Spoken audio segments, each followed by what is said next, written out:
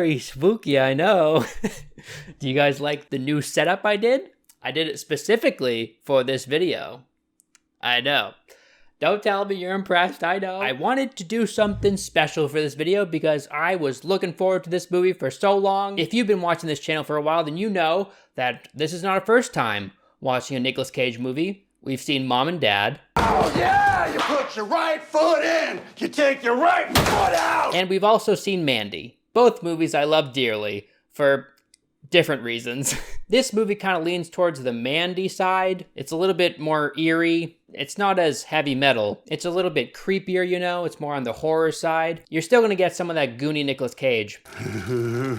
But, yeah, this movie is something else. And I thought, you know, it might be fun to react to something that I actually like once in a while. And there's still gonna be some goofs, don't worry. This movie has some ridiculous scenes. It felt like this movie was crafted by the gods for me, because I love Lovecraftian horror. I love Craftian horror. The author himself? Not so much. I hear he's a bit racist. Don't believe me? Look up the name of his cat. Let's go. Niggers? Yeah. But when it comes to weird shit, this guy had quite the imagination, and that's what he's known for. So yeah, I'm a big fan of Lovecraft horror. Bloodborne is my favorite game of all time, and that game is heavily inspired by Lovecraftian horror. If you haven't played that game, shame on you. Go play it right now. I even play the mediocre games like The Sinking City and Call of Cthulhu. They were okay, you know. I probably liked them more than the average person would, just because I liked what it's based off of. The reason Lovecraft decided to write this story is because he's not a huge fan of humanoid aliens. He didn't think it was very realistic. And I know this is Lovecraft we're talking about, but he thought an alien should be something that is incomprehensible to the human mind. And his goal when he created the color was to create an entity that was truly alien, trying to describe a color that's outside of the visible spectrum, one that can alter matter and the things around them, a truly strange force that is unlike anything that we know. And I think he achieved that very well. To me, Nic Cage is such a weird actor, because early on in my life, I respected him and the roles he took. You know, he was in some good movies like Face Off and stuff like that. And then later on in his career, he started to become a little bit of a meme. I mean, he was always kind of a meme, but he wasn't as much of a meme as he is now. But then he starred in Mandy, which is a fucking awesome movie, and then he starred in this movie, which is also really cool. So basically what I'm saying is, give Nic Cage more indie horror, please. Put this man in really weird movies, because he's made for it. This dude's demeanor just complements these movies for some reason. And oh my god, the jacket that he wore when they premiered this movie. Look at this thing. It's pretty cool. I bet he felt super badass. I don't think Color Out of Space is Nic Cage's best performance, but I still think he was pretty good. The director, Richard Stanley, is a huge H.P. Lovecraft fan ever since he was a kid. I read it when I was 13 years old. My mum introduced me to Lovecraft. It was my mother's favorite author. And I think that passion really shows in this movie. And apparently Nic Cage is also a really big fan of H.P. Lovecraft, and he brought a lot of that passion into this movie as well. And you can tell.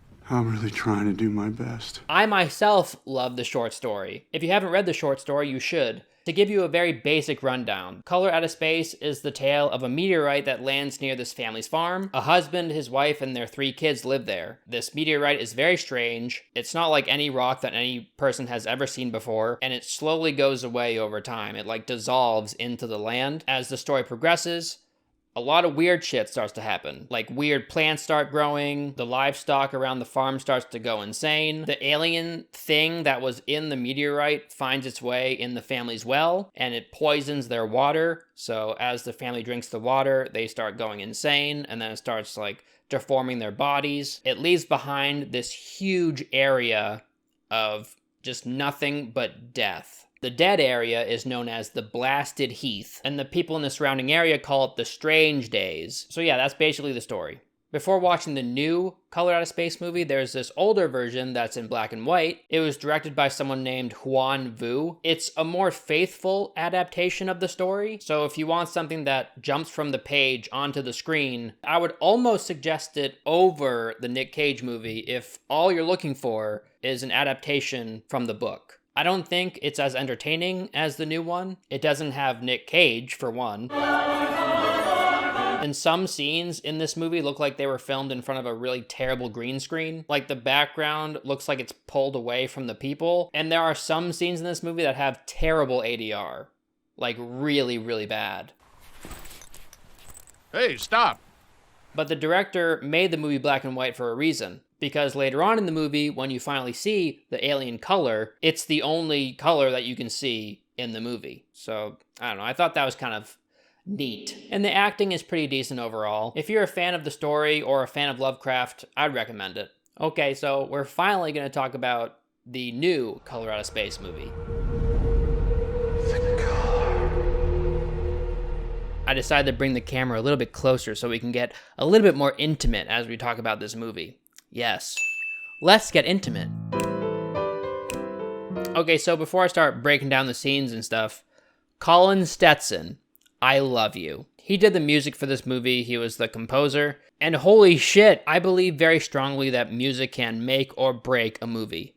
And in this case, it made it 100 times better. Props to you, Colin.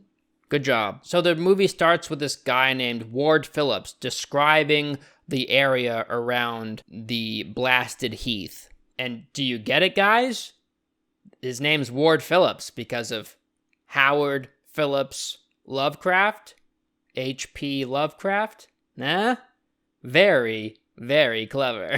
So the movie sets the tone pretty well. It's very dark, it's very brooding. So I'm getting hyped, right? I'm like, oh yeah, this is gonna be so sick. And then my excitement kind of dips a little bit when they introduce Lavinia, which is like this random witch girl that isn't in the story, but Stanley decided to make one of the kids this random witch girl. It did kind of pull me away from it a little bit because I was like, what is going on? This is not what happens in the book. But that's kind of what happens when you read a book and then you expect the movie or the adaptation on film to be exactly the same when clearly it's just an adaptation. They can do whatever they want with it as long as it's like, you know, loosely based on the works. So maybe that was just on me. I think if I hadn't read the story and watched this first, I would have liked it more, but I still really liked it. So her name is Lavinia Gardner, and she's burning her mother's hair, performing this witchcraft ritual thing. This is before everything happened. So Ward Phillips comes out of nowhere, and he's like testing the water or something near the area because Ward's a hydrologist, and he tests water. He does stuff with water, whatever that means. He like finds the pH levels and, you know, to see if they're toxic or something. Which makes sense for this story because it's heavily based around the well that's near the farm that poisons the family. So I think that was a clever move by Stanley. In the book, Ward isn't a hydrologist. He's just like this random guy. I'm not going to take points away from this movie because it's not like the book in a lot of ways. I think it stands alone pretty well as its own piece of art. So then we're introduced to the rest of the family. We get Nic Cage, who plays Nathan Gardner. This guy's name in the story is called Nahum. Maybe Nathan was a good call for the name.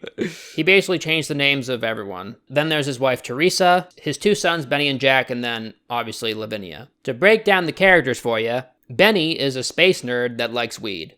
So he's me, I guess. Jack is the stereotypical dumb kid. That's basically his entire character.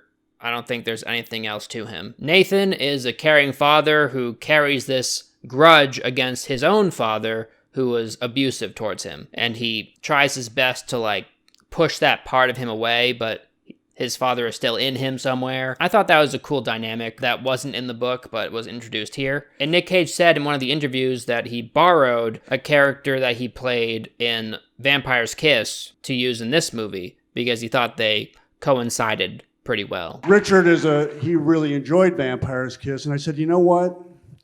Maybe we ought to channel a little Peter Lowe here for Nathan's ancestor, his father. So that was where I was going with that. And I can still hear his intellectually abusive voice in my head. You're never gonna be a painter, Nathan, so you just get the fuck out of my sight, Nathan. I still wouldn't ask that person to partake in such a miserable job as long as you were around. And then Teresa is an overworked wife. The scene of the meteorite falling to Earth is beautifully done.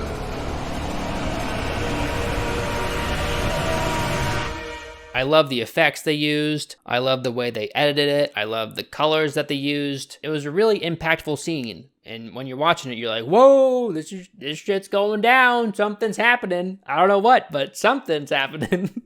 The color that's used to represent the color, the alien color, is magenta. And they did this for a reason. Because it's a color that does not exist from a single wavelength of light as part of the color spectrum of visible light. Rather, it's like an extra spectral color that is only perceived by humans in a specific interaction of the optical rods in their eyes that detect red and blue colors in specific circumstances to create the color magenta in their minds. Cool facts for you. The look of the meteor sitting there glowing is really cool. Nathan really detests the smell. It really grosses him out. Let's go inside. Jesus, what a mess. It smells. But for whatever reason, nobody else cares about the smell except for Nathan. He's really grossed out by it. I think that's something specific to his character for some reason. I don't know why. Your character's also very obsessed with smell, something that none of the other characters... more than the rest of the family, the smell affects him right off the bat, and I think that was really the hook that starts to affect him mentally and physiologically. I think it might be because the color or the alien thing that exists in this rock affects everybody's mind differently. So the police show up the next day, and Ward is with them for no reason. Why is he with them? He's a hydrologist. He does water stuff. Why is he with the police? That's kind of weird. I guess they ask him his opinion of the meteorite. I don't know. Maybe they're really low on scientists in the area, so all they could do was use this hydrologist who was randomly around at that time. I don't know. Or maybe he was testing the waters in the area the same exact time the police were around, and he was curious. Oh, what are they doing over there? In the book and in the other movie, these scientists show up and they knock off a piece of the rock and they bring it back to a lab and they test it, and then it shrinks and dissolves into nothing. And they're like, what the hell? Where'd it go? They find that the rock just keeps shrinking and shrinking until there's nothing left. And it's this weird material. It's very plasticky. It's unlike any rock that exists on Earth. But in this movie, they don't do the scientist thing. Instead, the police show up and they're like, okay, what happened? They report it. And then these news vans show up and they start reporting on it. So I don't know, maybe that's more realistic. I'm not sure if scientists would actually come out to get the meteor. I'm not sure what happens in that scenario. I don't know if you get to keep it because it lands on your land. I'm looking that up. U.S. courts have ruled that if a meteor hits on personal property through natural causes, it becomes the landowner's property. Okay, so I think I figured it out. In the book, it's back in the day, it's not current times. The rules might have been different back then. But nowadays, if a meteor lands on your property, it's yours. So yeah, it actually does make sense. Good on you, Stanley. That is, if this takes place in the US, which his movie does. Ward says something like, most meteorites disintegrate in the atmosphere.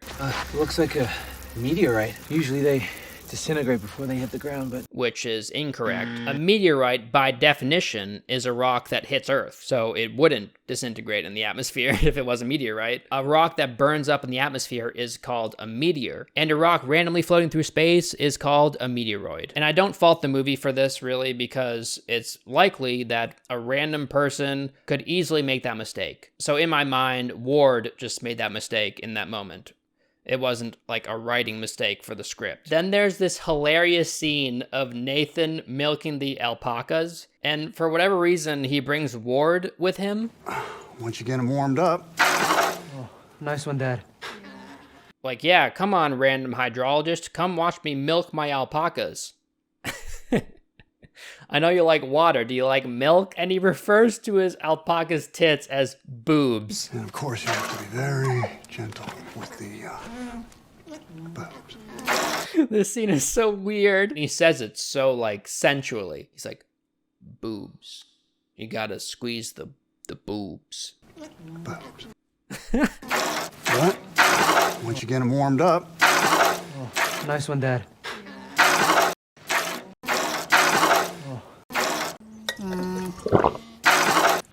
Would you like a taste? Oh, no, lactose intolerant. Your loss.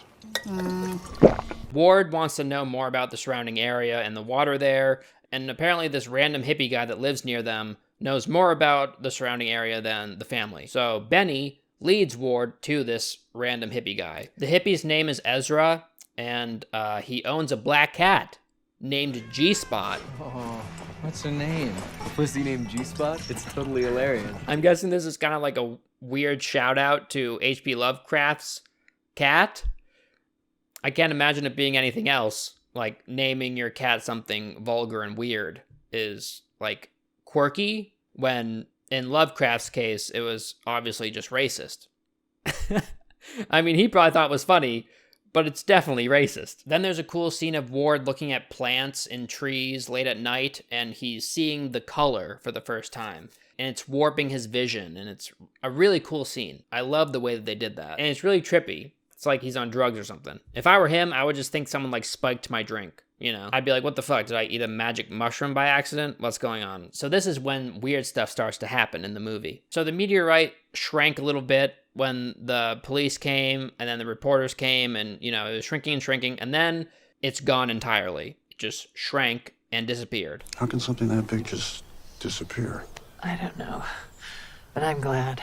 So then the phones in the surrounding area start getting their signal interrupted because the color is like starting to inhabit the surrounding area. Then strange magenta plants start growing out of nowhere. The color starts affecting Teresa's mind, so while she's preparing dinner, she accidentally cuts her finger off when she's cutting carrots. It's a very anxiety-inducing scene.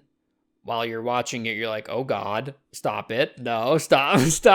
Dinner's ready. Then Lavinia and Jack start hearing something strange come from the well. It's like these weird noises that they've never heard before, very alien noises. While it bothers Lavinia, it kind of conquers Jack. What are you doing? Shh. It's talking to me. Jack starts imagining, like a child would, you know, that the well is like his friend or something, and it's talking to him. So it's like corrupting his mind, and it's doing it much quicker than it would the adults, because obviously he's a kid. There's a scene where Jack draws this Lovecraftian monster in a coloring book, which I thought was pretty cute. And then he sees this praying mantis hatch in the well, and it's very huge. It's a huge magenta praying mantis. It has these like tendrils coming out of its mouth. It's super weird. They even show what the insect sees, and it's really trippy looking. So then Lavinia starts seeing things that aren't there, and you can even see that the color is starting to affect the water, and you can see like the stuff oozing out of it, you know? So Ward does a test on their water, and obviously it turns out that the water is kind of contaminated. So he shows up at the farm and he tells these people to stop drinking the water. Except the only person that answers the door is Lavinia, and she's kind of, you know, losing it a little bit, so she doesn't listen to what he's saying. It's a kind of contamination. Sorry. What? So then Ward goes to Ezra's house, you know, the weird hippie, and he talks to Ezra, you know, he's trying to tell him not to drink the water in the area. And Ezra is like this typical conspiracy theory guy. He's kind of a whack job, you know, like Alex Jones. One of those people that wears tinfoil on their heads. What do I do, Lord? Destroy the child. Corrupt them all. But it turns out, obviously, that what he's saying is true. He's talking about how, like, oh, the things that were out there are now in here. They're all around us and they're in the earth. And if you listen, you can hear them. Shh. You can hear them down there. You know, obviously, Ward thinks he's going crazy, but he's not. And for whatever reason, he knows about the alien. I'm not sure how he could know about that. They came on the rock. No offense, Ezra, but that's pretty out there. It's not out there. It's in here. This weird device that he has just lets him listen to aliens, I guess. That's kind of cool. Need to get me one of those. Then there's a scene of Nic Cage singing in the car, and he's a pretty good singer. Nathan.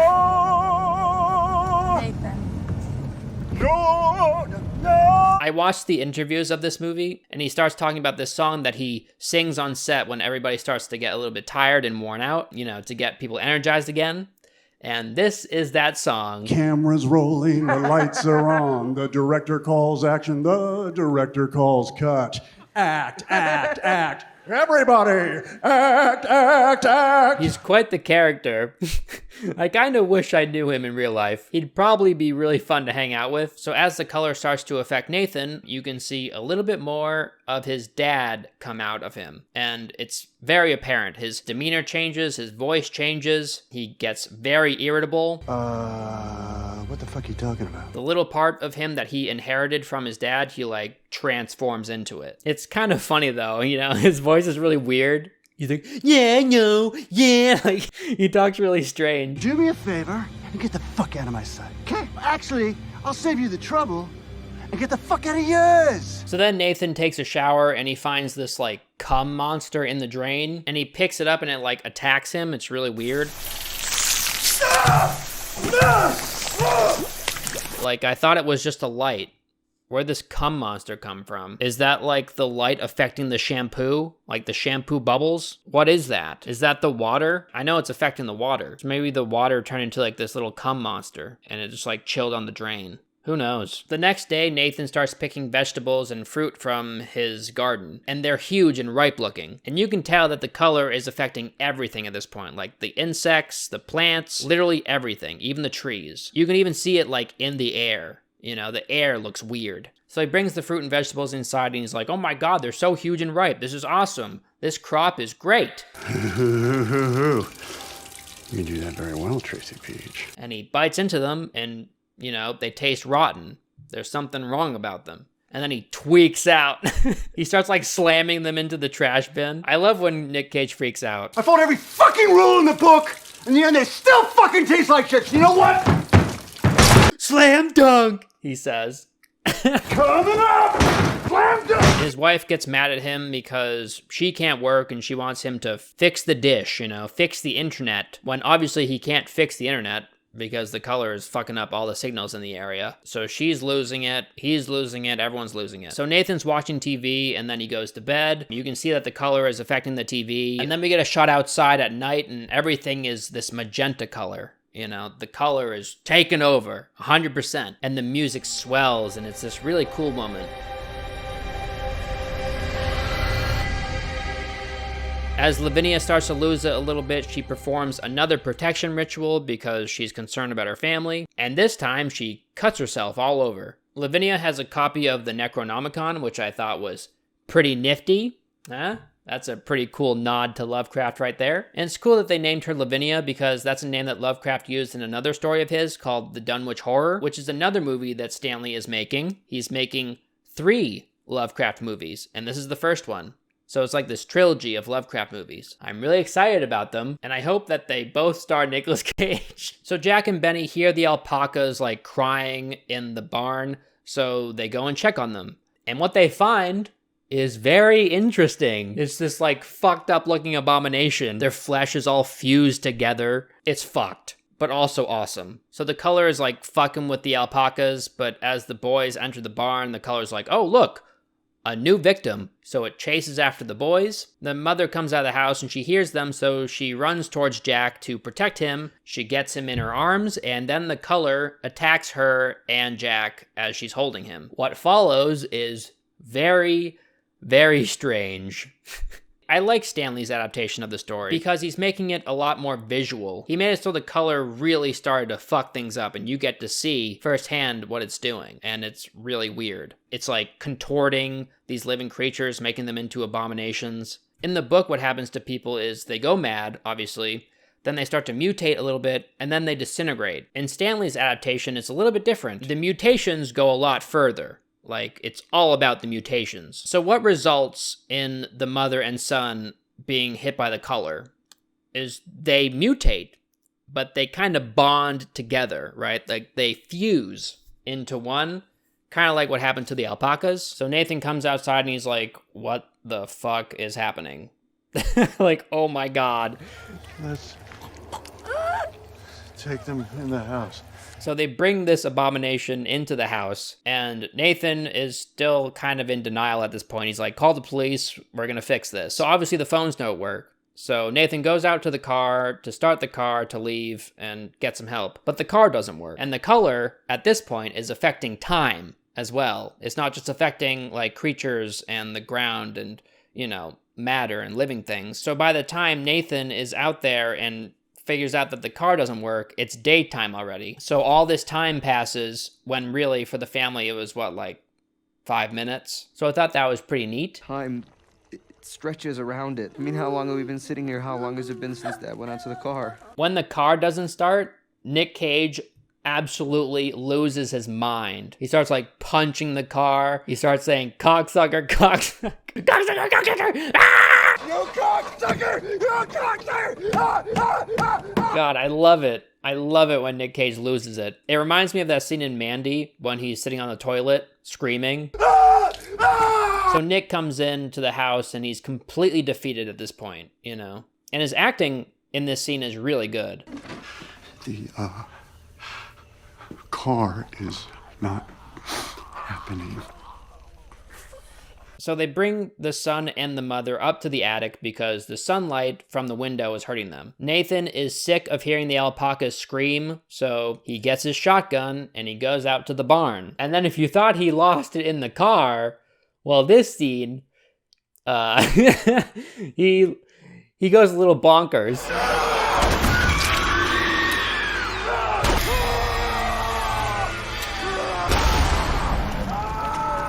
I love this energy that Nic Cage has in these movies, you know? He really puts it out there, and I love that. So then Nic Cage goes back to his wife and child, and he's like, all right, I'm gonna put them out of their misery. But he can't go through with it. So he's like, all right, I'm gonna get you help. And he kisses his wife, which is a very strange idea. But then again, you know, they're all kind of loopy. And this like really like sticky, gross stuff goes between their lips when he kisses her, and it's a little weird. You know, it's kind of what I would imagine kissing someone with lip gloss would be like. Yeah, really gross. So the animals start going crazy. You can see it in Lavinia's horse's eyes. They're all like purple colored. So the horse runs away and their dogs ran away. Benny is convinced that he can hear the dog in the well. So he goes into the well and tries to save it. The color is mainly in the well. So as he goes down there, he gets devoured by the color.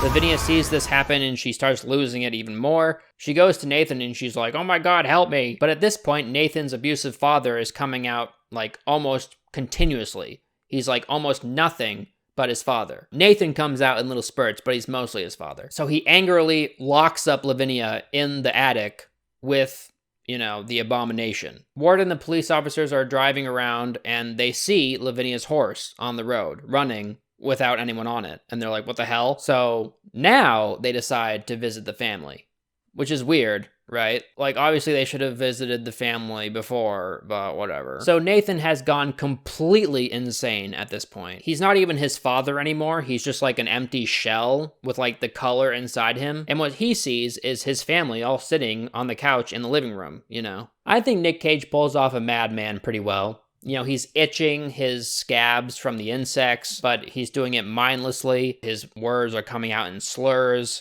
We should go Corsica, Malta. The sheriff and Ward hear Lavinia screaming in the attic, so they run upstairs. They stand there in shock as they see this crazy monster sitting there, and the officer is about to shoot this thing, but before he can shoot it, Nic Cage runs up there and shoots it instead. And then he shoots his son. It's a heartbreaking scene, but also like a creepy scene.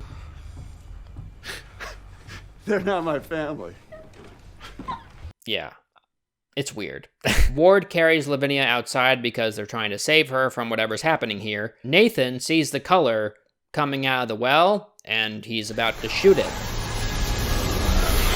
But the sheriff mistakenly sees Nathan pointing the gun at Ward, so he shoots Nathan. So Nathan's lying there dead, and Lavinia starts to lose the little bit of sanity that she has left. Ward tries to get Lavinia to leave the area, but the color has infected her mind like 100% at this point. So then Ward and the sheriff pay Ezra a visit, you know, the crazy hippie guy, and they find his corpse sitting there, and in the room they hear a recording of his last words. They all drunk the water. And this is stuff taken directly from the book, which is pretty cool. He starts trying to describe the color the best you can with the human tongue, which is practically impossible. As they leave Ezra's place, this tree picks up the sheriff and kills him. I thought that was kind of stupid, but, you know, they had to get the sheriff out of there somehow, so whatever. I mean, yeah, in the story, they describe the color affecting the trees in such a way where, you know, they're moving without any wind, which is really creepy and weird, right? But They never, like, grab anyone and kill them. The story's already super weird, so whatever. It's H.P. Lovecraft. They can do what they want, right? Ward goes back to the house in a last-ditch effort to save Lavinia. But when he looks into her eyes, he gets a glimpse of the origins of the color. And it, like, really fucks with him. And then she starts to get devoured by the color as it leaves the well. But then the color explodes out of the well. It shoots up into space. At this point, it starts devouring everything around it, Lavinia included. So Ward, in an attempt to save himself, rushes into the house. And shockingly, he finds Nathan alive in the house. Obviously, the color is controlling him right now. And the color is manipulating time, so you're seeing the family sitting there like they used to. It's very, very trippy. This scene is so fucking cool. And then the color takes Nathan's corpse, makes it stand up, and he attacks Ward with the corpse. And it's moving all funky, you know? Like, the color is taking over everything. There's nothing but color around this place now. It's just 100% this alien force, you know? It's super trippy and weird, and it's such a cool scene. I love it. Ward barely escapes by locking himself in the cellar. So the color devours everything around it as it blasts off into space, leaving Earth. In my mind, I think the color was like absorbing all the life around it in order to, you know, gather enough energy to blast off into space so it could go back to where it came from. You know, there's a million other interpretations of it, but that's just what I think. It makes the most sense to me. Ward wasn't around enough to get completely infected by the color, so he was left alive. But he wakes up and he's surrounded by nothing but ash. Everything is colorless, like black and white, just nothing but ash everywhere. The life has been sucked out of every piece of matter in the area where the color was, basically. So yeah, this is our first glimpse of the blasted heath in this movie. A dry, desolate spot of earth consisting of nothing but ash. And the surrounding area calls this time the Strange Days, and they plan to fill this area with water, turn into dam or something, I don't know. So yeah, that's the movie, guys. And it ends with Ward spilling some more descriptions of what happened, you know, straight from the book. And I think it wrapped it up pretty nicely. Overall, I really liked the movie. I love the effects. I loved a lot of the decisions that Stanley made. Some of them I didn't really like the sheriff. Overall, I loved it. It was a great watch, very entertaining. That scene when the color blasts out of the well and Lavinia is standing there with her arms spread and she gets devoured by it is so, so cool. I loved it. It was pretty much exactly what I thought of in my head when I was reading it. So yeah, if you like this movie, then you should look forward to Richard Stanley's next Lovecraft movie based on the Dunwich Horror. That should be pretty fun. I'm looking forward to it. I have to mention this, okay? There's this interview of Nicolas Cage, you know, he's wearing that ridiculous jacket. And the woman describes this incident that happened at one of Nicolas Cage's homes. Basically, he was asleep, and when he woke up, there was this naked guy there eating one of his fudgesicles, and he freaked out because apparently this guy was like squatting at his place when he wasn't living there. Like whenever Nicolas Cage was away doing a movie or somewhere else, this homeless guy was like chilling at his house. He was just like breaking in, I guess, eating his fudgesicles.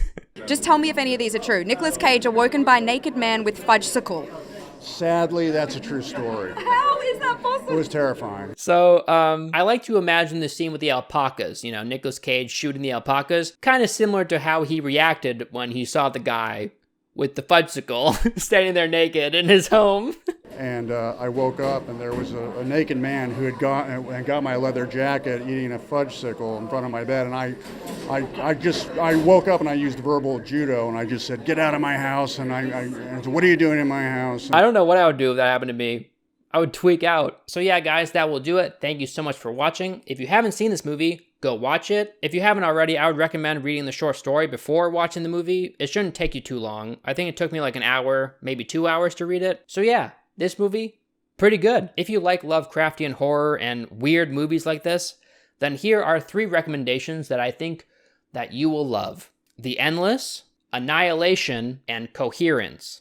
These are 3 movies that I completely adore, and I think you'll like them too. So yeah, go check those out if you haven't already. And if you made it this far, thank you so much, because these videos, when I'm just kind of like gushing about a movie that I like, don't normally get as many views as my other ones. but it's always fun to do this sometimes. So thank you for watching. Speaking of Lovecraft horror, I have some really cool Lovecraftian designs over on my merch store, my personal clothing brand called Alien Clothing. I think there are some designs over there that you will like a lot. And as always, thank you so much, patrons, for supporting this channel. I love you guys so much, and I'll see you in the next one.